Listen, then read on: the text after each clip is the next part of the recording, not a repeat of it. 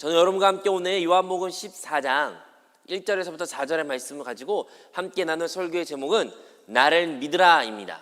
우리 한번 설교 제목을 따라 읽어볼까요? 나를 믿으라. 여러분 언제 이런 말을 사용하십니까? 여러분 혹시 여러분 친구들이나 아니면 여러분 가족들 사이에서 다른 사람과의 대화 가운데 나 좀 믿어봐, 나 좀 믿어봐 이런 말을 혹시 사용하신 적이 있습니까? 만약에 있으신다면 여러분 언제 그런 말을 하십니까? 아무래도 여러분이 무엇인가에 확신을 찬 것이 있으면 여러분 그것을 나 좀 믿어봐, 내 말을 믿어봐, 한번 나 따라봐 라고 말했을 것입니다. 이렇게 나를 믿어봐, 나를 믿으라란 말은 우리 일상 가운데 많이 사용하지는 않지만 사용할 때는 확신을 찬 무엇인가 있을 때 우리가 그 단어를 사용하긴 합니다. 오늘의 본문의 말씀 그리고 오늘 여러분과 함께 나누는 이야기는요, 바로 우리 주님께서 말씀하신 나를 믿으라, 한번 이 본문을 가지고 함께 여러분께 나누기를 원합니다. 우리 모두는 예수 그리스도를 하나님의 아들이시오, 우리의 참된 구세주시오, 또한 우리를 위하여 이 땅에 오신 보혜사하시는 것을 고백한 줄로 믿습니다. 그래서 예수 그리스도를 통해서 우리가 구원을 받았고 예수 이름을 통해서 우리가 하나님의 자녀가 되었으며 하나님의 생명을 가진 자가 되었습니다. 여러분 예수 그리스도를 믿으십니까? 여러분 예수님을 믿으십니까? 대답 안 하신 분들은 뭘까요? 여러분 믿으셔야 됩니다. 안 믿으시면 안 돼요. 여러분 예수님을 믿으셔야 돼요. 예수님을 믿어야 되는데요, 예수님을 어떻게 무엇으로 여러분 믿고 계십니까? 예수 그리스도, 예수가 그리스도이시다라고 고백한 사람들 이 자리에 있으니까 예수님이 나의 그리스도이십니다라고 믿는 사람들 이 자리에 있을 수 있습니다. 맞습니다. 또한 예수님을 여러분 무엇으로 믿고 계십니까? 성경에 쓰여진 대로 믿습니다. 성경에 쓰여진 게 무엇일까요? 라고 생각할 수도 있지만 요한복음 같은 경우는요, 유명한 예수님이 스스로 자기 자신을 나는 누구이다, 헬라어로 말하면 에고 에이미라고 말하는데요, 나는 무엇이다 라는 것을 몇 번? 7번 정도 말하십니다. 우리가 잘 아는 것처럼 첫 번째는 나는 생명의 떡이다, 나는 세상의 빛이다, 나는 양의 문이다, 나는 선한 목자이다, 나는 부활이요 생명이다, 나는 길이요 진리요 생명이다, 나는 참 포도나무이다 라고 말하면서 주님께서 스스로 나는 이것이다 라고 여러 번 말씀하셨어요. 그렇다면 여러분은 이 중 가운데 어떤 것을 예수님은 무엇이다라고 믿으십니까? 여러분 예수님은 누구라고 믿으십니까? 대답이 없으시죠? 또 예수님이 제자들에게 묻기도 합니다. 사람들이 나를 누구라 하느냐? 어떤 사람은 선생님을 선지자요, 또는 모세요, 또 엘리야요, 또 침례 요한이라고 이렇게 말하곤 합니다. 그렇다면 사람들이 말하는 것이 아니라 너희는 나를 누구라고 생각하느냐?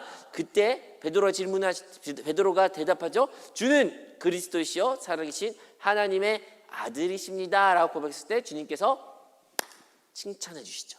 이것은 너의 혈육의 부모로 통해서 알 것이 아니라 하늘의 아버지께서 너를 깨닫게 해주신 것이다 라고 베드로를 칭찬해 주십니다. 이렇게 우리는 주님이 어떠한 분임을, 어떠한 사람이라는 것을 우리가 고백하며 알고 또한 그렇게 믿습니다.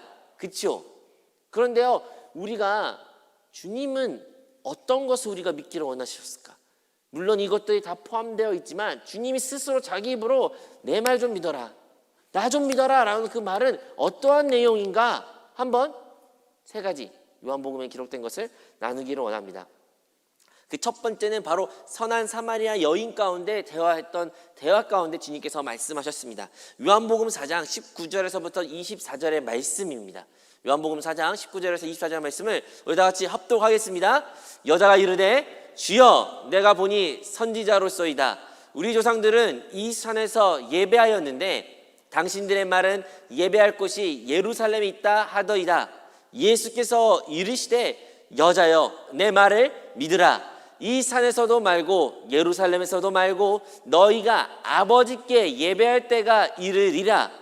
너희는 알지 못하는 것을 예배하고 우리는 아는 것을 예배하노니 이는 구원이 유대인에게서 남이라.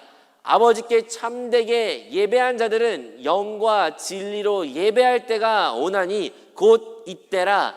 아버지께서는 자기에게 이렇게 예배한 자들을 찾으시느니라. 하나님은 영이시니 예배한 자가 영과 진리로 예배할지니라. 첫 번째 주님께서 우리에게 나를 믿으라, 나를 믿으라. 오늘의 방금 전에 읽었던 본문에는 내 말을 믿으라라고 기록되어 있습니다. 하지만요, 원어 성경에서요, 그리고 다른 언어 성경에서도 우리가 보면 그 말은 나를 믿으라고 기록되어 있습니다. 우리 한국말 성경에서는 그 말이란 단어가 있지만 원어에서는 나를 믿으라고 기록되어 있어요. 나를 믿으라. 물론 주님의 말을 믿는 것이 곧 주님을 믿는 것은 동어이기 때문에 우리말은 말이라고 기록되어 있지만 여기서는 주님이 분명히 말했습니다. 나를 믿으라. 나를 믿으라. 근데 무엇을 믿으라는 거예요? 주님이 어떠한 말을 하셨기를 그것을 확신을 차 여인에게 말한 것입니까? 이 여인이 물어봅니다. 우리 선생님은 진짜 선지자 같은 분이신데 나의 수치, 내가 수많은 남자들과 함께 살았고 또한 지금 사는 남자도 나의 남편 아닌 것을 아시는 진짜 선지자 중에 선지자 같은데 내가 지금까지 궁금하고 풀리지 않는 질문이 하나 있는데 이것 좀 대답해 주십시오. 주님, 선생님, 나의 조상들은 서마리아 사람이거든요. 사마리아 사람이기 때문에 나의 조상들은 여기서 예배를 드리려고 하는데 유대인들은 예루살렘에서 예배를 해야 된다고 합니다. 어디서 예배 드리는 게 맞을까요? 라고 하는 질문입니다. 그리고 그 질문의 답이 바로 주님이 말했죠. 내 말을 믿어라. 내 말을 믿어라. 언어에서는 나를 믿어라. 나를 믿어라. 나를 믿고 무엇을 믿으라는 거예요? 하나님은 영이시니 예배하는 자가 영과 진리로 예배할 때가 있다라는 겁니다. 오늘날도 마찬가지입니다. 여러분, 우리가 주님을 믿는다고 말합니다. 주님을 믿고 주님 어떠한 분이심을 머리로는 많이 알고 있습니다. 근데 진정으로 우리 주님께서 우리에게 첫 번째로 하고 싶은 말은요, 바로 하나님은 영이시고 하나님께 예배하는 자는 영과 진리 안에서 그리스도 안에서 예배를 반드시 드려야 된다고 우리 주님은 말씀하고 계신 것입니다. 우리 주님이 얼마나 확신을 차고 얼마나 답답하셨으면 이러한 말을 이 여인에게 말했을까요? 오늘날도 마찬가지입니다. 우리는 하나님을 잘 안다. 많은 것을 안다. 많은 것을 들었다. 난 예수님이 어떠한 분인지 안다라고 말할 수 있습니다. 뭐 정정 물어보면 잘 대답할지 못할지라도 다양한 들은 것이 있기 때문에 우리는 그것을 이렇게 저렇게 다양한 방법으로 말하곤 합니다. 그 당시에도요, 예수님이 어떠한 분인지는 사람마다 자기가 가지고 있는 생각과 관념으로 주님은 이러한 분이시다. 이 여인도 예수님을 선지자라고 말했습니다. 많은 사람들은 예수님을 자기가 생각하고 방식대로 정의하고 믿었습니다. 그런데 우리 주님은 자기 스스로 말하면서 자기 이름을 걸고 나를 믿으라고 말하면서 무엇을 말씀하시는 겁니까? 참되게 예배드리기 위해서는 영과 진리 안에서 예배드려야 되는데 그 이유가 하나님은 영이시기 때문인 것입니다. 사랑하는 성도 여러분, 우리가 무엇을 가장 첫 번째 기억해야 되는 것입니까? 우리가 주님을 믿는다고 주님을 믿고 따른다고 한다면 우리가 첫 번째로 기억해야 되는 것은 바로 하나님은 영이시고 우리에겐 거듭난 영이 있으며 이 거듭난 영 안에서 그 진리 안에서 그리스도 안에서 예배할 때만이 하나님이 예배를 받으신다라고 말한 것입니다. 여러분, 예배라는 것이 예배를 하나님께서 받는다는 것이 무엇 또한 의미를 가지고 있는 것일까요? 우리가 이런 장소에 온다고 해서 정해진 시간에 온다고 해서 어떤 행동을 하고 어떤 말을 고백한다고 해서 그것이 예배가 될까요? 그것이 진정으로 하나님이 원하신 예배고 그것 가운데 하나님을 만났다고 우리가 말할 수 있을까요? 왜 많은 예배 가운데 그렇게 무의미하고 또는 허망하며 공허하고 하나님을 만난 것보다는 어떤 숙제를 끝내는 그런 느낌을 드는 것일까요? 많은 경우에는 우리가 이 첫 번째 주님이 나를 믿으라는 그 말을 잊으면서 예배를 형식적이고 그냥 습관적으로 드러낸 우리 모습 때문에 우리는 주님을 참되게 예배를 못하게 된 것입니다. 참되게 예배를 드리고 싶어도 어디서부터 시작할지 알지를 못해요. 근데 그 시작이 주님은 무엇이라고 말한 것입니까? 바로 하나님은 영이시고 예배한 자가 영과 진리 안에서 예배를 드릴 때 진정 하나님이 받으시는 예배가 된다라고 말하는 것입니다. 사랑하는 여러분 지금 드려진 이 예배가 여러분 거듭난 영 안에 계신 주님을 바라보면서 그 영 안에서 함께 주님과 예배를 드리고 계십니까? 그리스도 안에서 그리스도 예수 안에서 여러분 함께 예배를 드리고 그 안에서 주님께 영광을 돌리고 계십니까? 오늘 그렇게 예배 드린 자에게 반드시 주님께서 여러분을 만나 주실 것이고 여러분의 이전과 이후의 삶이 완전히 달라질 줄로 믿습니다. 첫 번째 우리 주님께서 말씀하셨습니다. 나를 믿으라. 내 말을 믿으라. 그 내용이 바로 하나님은 영이시고 예배하는 자가 영과 진리로 참된 예배가 될 것이다 라고 말하는 것을 우리는 기억해야 될 줄로 믿습니다. 두 번째 이야기는요, 요한복음 14장에 기록되어 있습니다. 요한복음 14장은 어떠한 장이냐면요, 바로 주님께서 최후의 만찬을 하고 하신 말씀입니다. 우리가 잘 아는 것처럼 우리 주님께서는 이 땅 가운데 3년 반 동안 공생애를 하셨습니다. 많은 기적을 보여주셨고 많은 표적들을 보여주셨지요. 그리고 마지막 유월절을 맞이하게 됐습니다. 이제 십자가의 그 고난의 영광의 길을 걷기 이전 마지막으로 주님이 제자들과 함께 유월절 날에 식사를 하게 되십니다. 근데 그 자리에는요, 우리가 아는 것처럼 가롯 유다도 있었어요. 그래서 그 가룟 유다와 함께 식사하는 자리에 주님께서 말씀하십니다. 이 자리에 한 사람이 나를 배신할 것이다. 나를 팔 것이다. 그러더니 제자들이 웅성웅성거려요. 어떤 놈이야? 어떤 놈이 지금 예수님을 팔려고 해? 이 배신자 누구야? 이렇게 웅성웅성거렸을 때 주님께서 나와 함께 식사에 손을 댄 자가 그 사람이다 하는데 그 사람이 누구였어요? 바로 가룟 유다였습니다. 가룟 집안에 사는 유다. 그래서 이 유다가 주님을 딱 본 순간 주님이 말씀하시죠. 네가 계획하고 네가 생각하고 네가 하고 싶었던 그 일을 행하라. 그 말이 끝나자마자 유다는 그 자리에 뛰쳐나와 예수님 이제 팔러 나갔습니다. 이제 가룟 유다가 없을 때 그 없는 자리에 11명 제자들과 함께 주님은 새로운 새 언약을 세우시죠. 그리고 그들에게 말씀하십니다. 이제 나는 하나님한테 간다. 주님께 돌아간다. 주님께 십자가의 길을 걷고 영광의 길을 걷고 나는 이제 죽으러 간다라고 말했을 때 제자들은 다 충격에 빠졌습니다. 여러분 상상이 됐습니까? 제자들은요 예수님을 따랐던 자들이에요. 어떠한 예수님? 바로 왕으로 되실 예수님을 따랐던 사람이에요.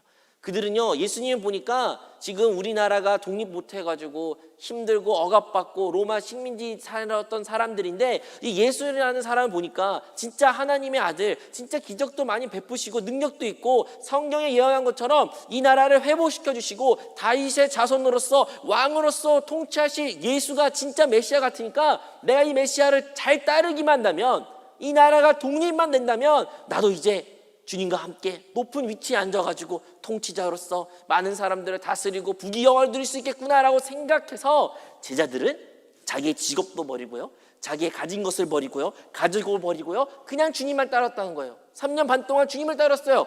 무엇을 위해서? 우리 예수님이 왕이 되실 것을 보기 위해.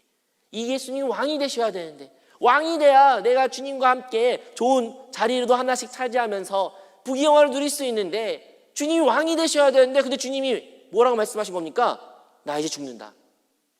나는 이제 죽을 것이다 라고 제자들에게 말한 거예요. 그러니까 제자들은 완전 놀란 거예요.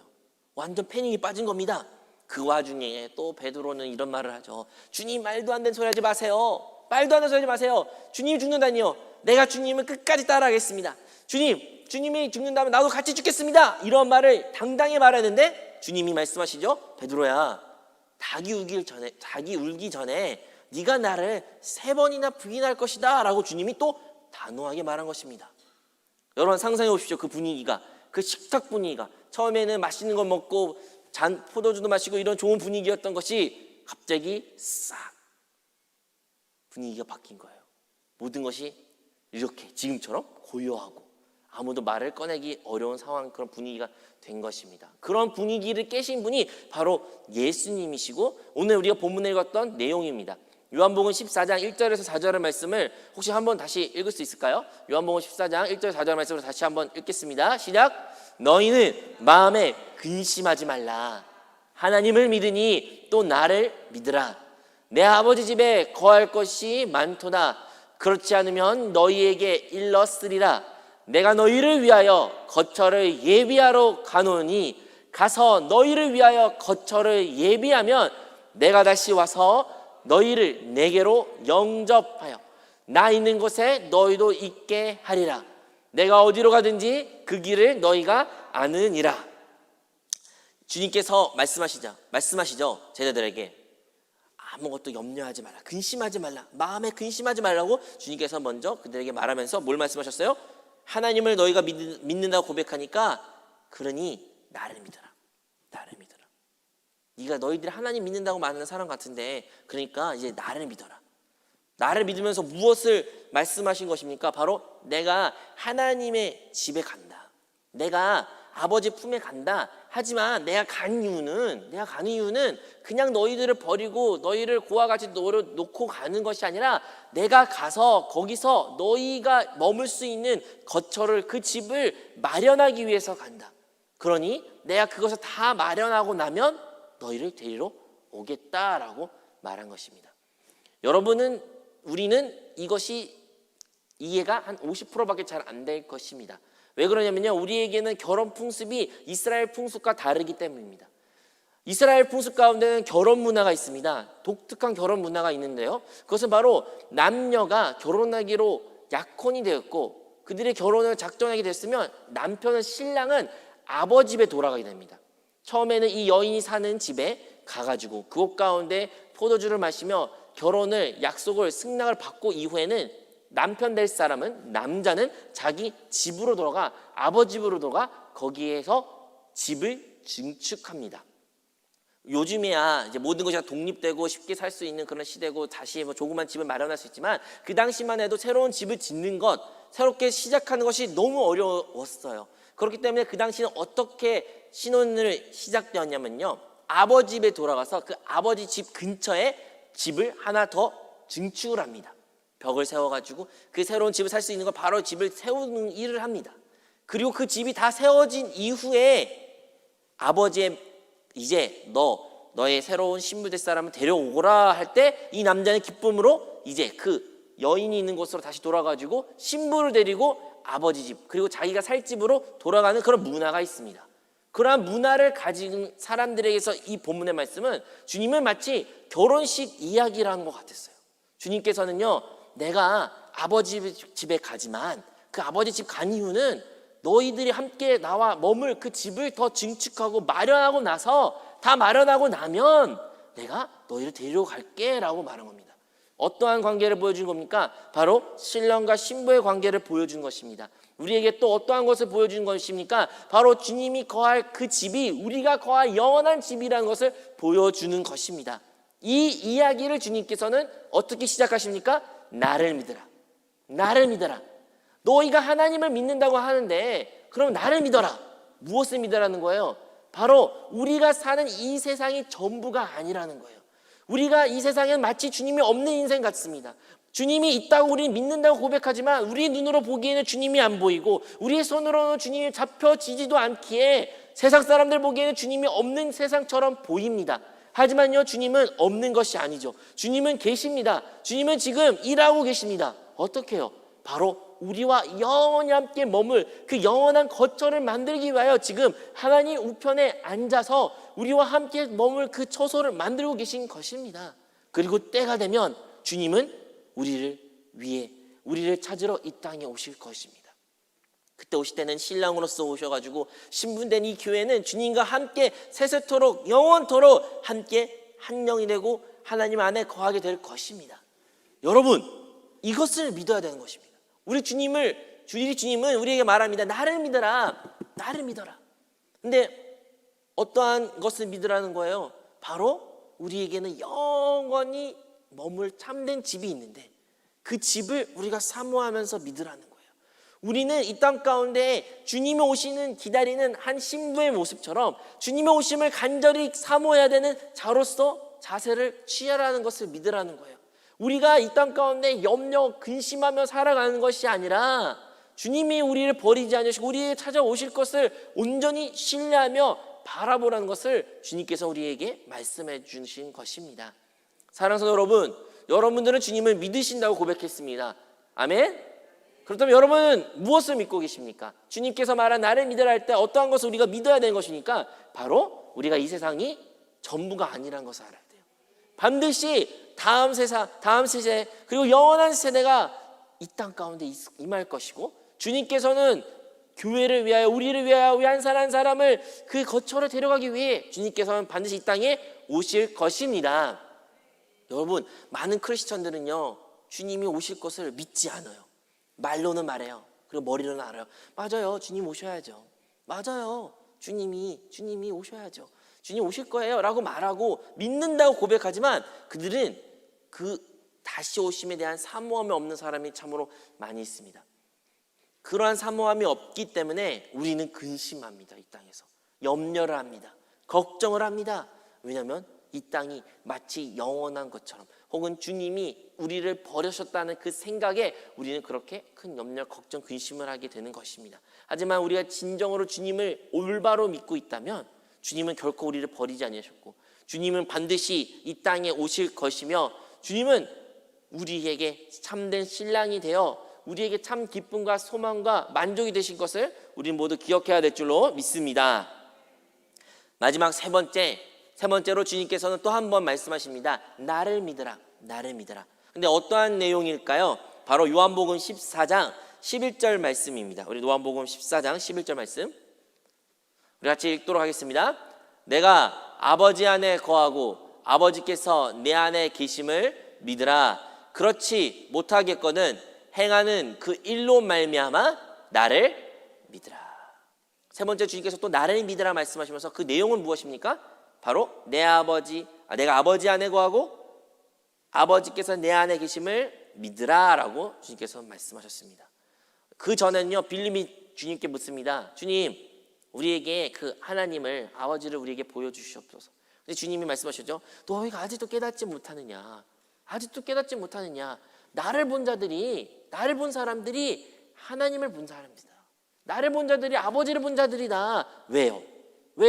왜냐하면 아버지 내 안에, 내가 아버지 안에 있기 때문에 너희가 나를 보았다면 너희는 이미 하나님을 만났다, 하나님을 본 것이다 라고 말한 거예요. 그런데 어떻게 믿으라는 거예요? 너희들이 그게 믿어지지 않다면 내가 여태까지 행한 일들을 보고, 그 모든 것을 보고 나를 믿으라, 나를 믿으라. 여러분, 성경에는요 주님이 행하신 많은 일들이 있습니다. 우리가 사복음서를 통해서 주님이 많은 기적, 선포하신 말씀, 눈먼 자를 눈뜨게 하고 걷지 못한 사람을 걷게 하며 문둥병자들은 치유를 받고 가늠한 자들의 사람에게 죄를 용서해 주시고, 놀라운 일들이 주님께서 성경에 기록되어 있습니다. 초자연적 일도 하셨죠. 귀신도 내쫓으셨고요, 폭풍을 치는 그 바람을 꾸짖으심으로 말미암아 폭풍으로도 잠재우셨습니다. 물 위에 걸으셨던 기적도 우리가 알고 있습니다. 그런데 그 기적들이 왜 일어났을까요? 물론 표면적으로는 병든 사람을 낫기 위해, 위기에 있는 사람, 처한 사람을 구해주기 위해, 자유가 필요한 사람의 자유를, 눈을 보기 위해서, 눈뜨게 하기 위해서 주님께서 그런 일을 행하셨지만, 오늘의 본문의 말씀은 무엇을 위한 것이에요? 왜 그러한 표적들을 주님께서 보여주셨다고 말한 겁니까? 무엇을 믿게 하기 위해서요? 아버지가 내 안에, 내 아버지에 있는 것을 믿으라는 거예요.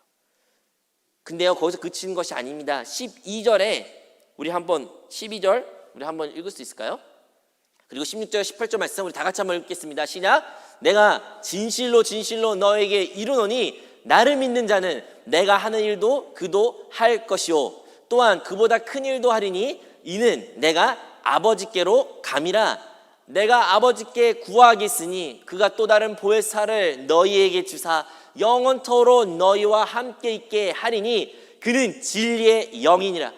세상은 능히 그를 받지 못하나니 이는 그를 보지도 못하고 알지도 못함이라.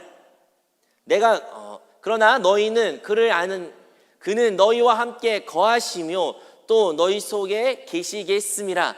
내가 너희를 고와 같이 버려두지 아니하고 너희에게로 오리라.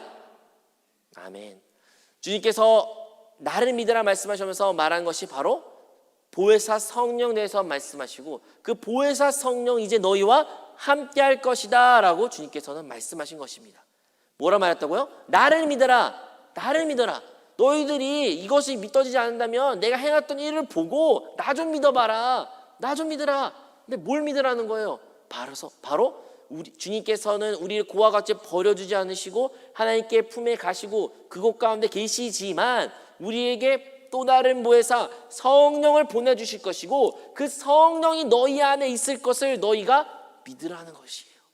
사랑하는 성도 여러분, 우리가 이 땅 가운데 살아가면서 주님을 믿는다고 말합니다. 예수님을 믿어요. 그리고 많은 지식들이 있습니다. 예수님이 이러한 분이고 이것을 했고요, 저것도 했고요, 그래서 난 예수님을 믿어요, 예수님 믿으니까 구원을 받아요, 이렇게 말은 하지만 우리 주님이 진정으로 우리가 무엇을 믿으면서 신앙생활하길 바라는 것일까요? 바로 오늘의 세 번째 포인트에서 말한 것처럼 주님은 우리가 그 보혜사 성령이 우리 안에 있다는 것을 믿어야 된다는 것이에요. 이게 왜 안 믿어질까요? 여러분 생각해 보십시오. 그 당시에 예수님의 모습을 한번 우리 여러분 생각해 보십시오. 성경에 기록되기를요, 예수님은 보잘것없는 모습으로 오셨다고 합니다. 우리는 그림으로 생각했을 때, 만화나 영화 봤을 때 예수님이 진짜 잘생겼어요. 그죠? 진짜 잘생기고 피부도 좋고 머릿결도 좋고 몸도 좋은 그림으로도 있을 수도 있어요. 우리는 많은 경우 예수님을 그렇게 상상하고 생각합니다. 실제로는 그렇지 않습니다. 여러분, 예수님은요 진짜 천박하고 혹은 가장 가난한 모습으로 이 땅에 오셨기 때문에 그의 삶을 녹록지 않았습니다. 먹고 사는 것이 항상 궁핍했고요, 항상 먹을 것이 부족하였고요, 하신 일도 목수의 일이었기 때문에 항상 고된 일을 하셨습니다. 얼마나 고됐으면 예수님이 나이가 30살밖에 되지 않았지만 다른 사람들이, 어른들이 바라보기엔 그가 한 50대 된 정도 보이는 걸로 봤어요. 그만큼 얼굴이 사갔다는 것이죠. 키도 아마도 그렇게 크지 않았을 것입니다. 몸도 왜소했을 것입니다. 이사야에서 예언할 말로는 그는 보잘것이 없는 모습으로 왔다고 기록되어 있습니다. 그러한 사람이, 그러한 남자가 이런 말을 한 겁니다. 이 천지창조라시고 우리의 민족에 참된 하나님이시며 온 통치를 통치하신 그 하나님이 지금 내 안에 있다. 그 하나님이 내 아버지고 그 아버지는 지금 내 안에 있다. 그리고 나는 그 아버지 안에 있다. 이 말을 한 거예요. 여러분, 그게 믿어지시겠습니까? 모르는 사람, 어떤 사람을 생각해봐요. 여러분, 아직 예수님 오기 전이에요. 어떤 저라고 할까요? 제가 여러분 와가지고 지금 하나님이 내 안에 있습니다. 지금 하나님이 내 아빠인데요, 그 아빠가 지금 내 안에 있다니까요. 난 지금 아빠 안에 있어요. 이 말이 믿어지시냐고요? 전혀 믿어지지 않습니다. 믿어질 수가 없습니다. 내가 믿는 하나님이, 그 크신 하나님이 이렇게 못생기고 보잘것없고 힘없고 능력 없는 사람 안에 있다니, 그게, 그리고 이 사람이, 그 사람이 하나님 아버지라니 전혀 믿어지지가 않습니다. 그것을 주님께서 진정으로 믿기를 원하시는 거예요. 어떻게? 내가 행했던 그 모든 일을 통해서 나를 믿으라. 아버지 내 안에, 내가 아버지 있다는 것을 너희가 믿어야 된다. 그리고 보혜사 성령이 너희와 함께 하실 것인데 그것을 믿어야 된다는 것이에요. 사랑하는 성도 여러분, 우리 안에, 우리 예수님을 믿으면 우리 거듭난 영 안에 이제 성령이 함께 계신다라는 것을 우리는 모두 알고 있고 또 입술로는 믿습니다라고 말합니다. 여러분 진짜 믿으신가요?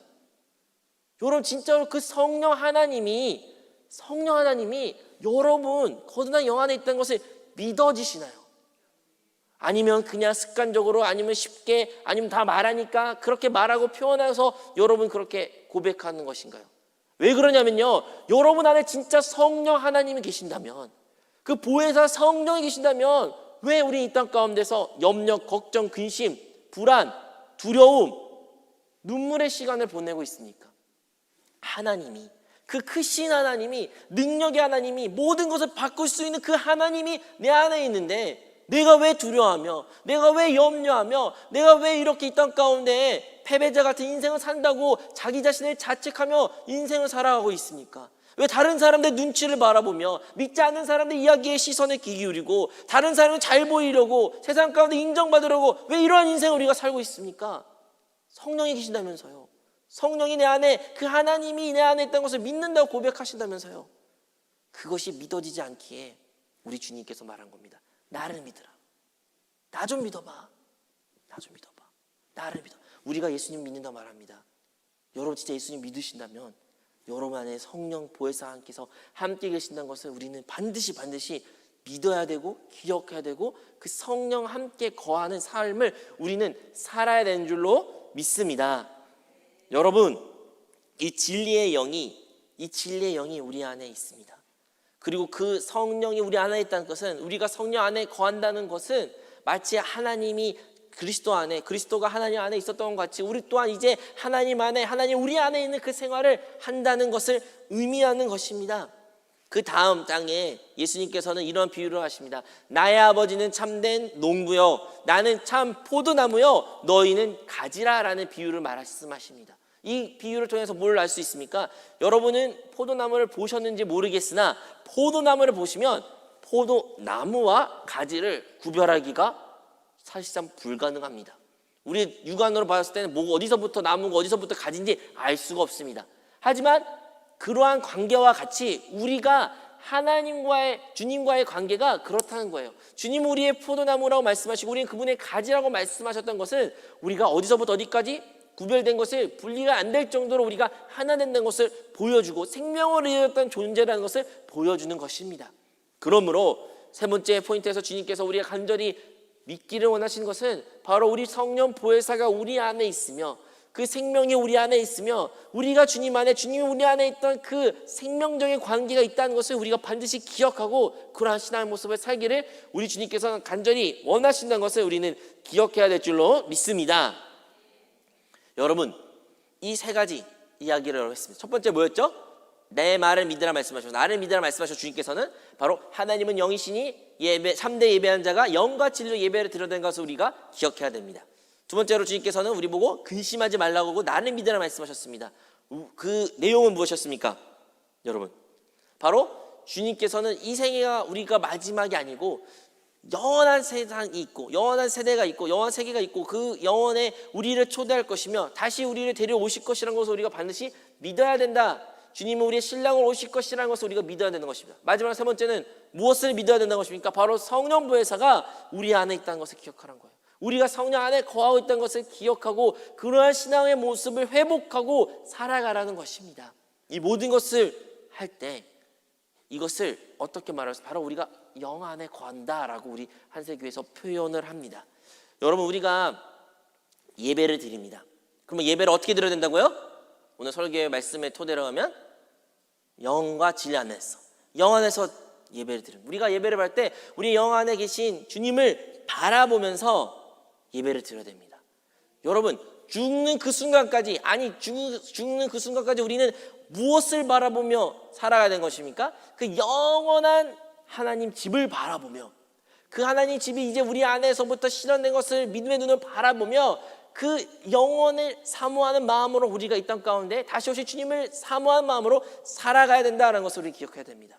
그 영원하신 주님, 그 신랑으로 오실 주님이 우리 거듭난 영 안에 이미 계시기 때문에 그 주님을 바라보며 그 영원한 우리의 처소 되신 그 주님을 집에서 거하는 신앙생활을 우리가 해야 되는 것입니다. 세 번째로 무엇입니까? 어떻게 우리가 신앙생활을 해야 되는 것입니까? 바로 성령이 내 안에 있다는 것을 인식하는 신앙생활. 그렇다는 것은 무엇을 의미하는 겁니까? 우리가 어느 상황 가운데 이제 무엇을 하든 간에 우리 안에 계신 성령님이 함께 계심을, 내가 성령 안에 있음을, 성령 안에 잠겨쓰고 성령을 호흡하고 성령을 마시며 그리스도의 떡을 먹고 마시는 그 모든 것이 내가 그 안에 있다는 것을 깨닫는 신앙의 모습을 가지라는 것을 기억하라는 것입니다. 여러분, 우리가 그렇게 신앙생활하게 된다면 우리는 염려, 걱정, 근심하지 않을 것입니다. 우리가 그렇게 신앙생활하게 된다면 우리의 병든 몸은 치유를 받게 될 것이며 우리의 환경은 다 풀려질 것이고 주님의 뜻이 우리 삶 가운데 나타나게 될 줄로 믿습니다. 그러면 믿지 않는 사람들, 세상 사람들은 주님의 살아계심을 보게 될 것이고 하나님의 영광이 이 땅 가운데 나타날 것을 우리는 기억해야 될 줄로 믿습니다. 어느 상황 가운데 어떤 상황 가운데 놓여 있을지라도 밤이나 낮이나 시간에 구애 없이 언제나 우리 영 안에 계신 그 주님을 바라보며 신앙생활을 하고 승리하는 이번 한 주가 되시기를 주님으로 축원드리겠습니다.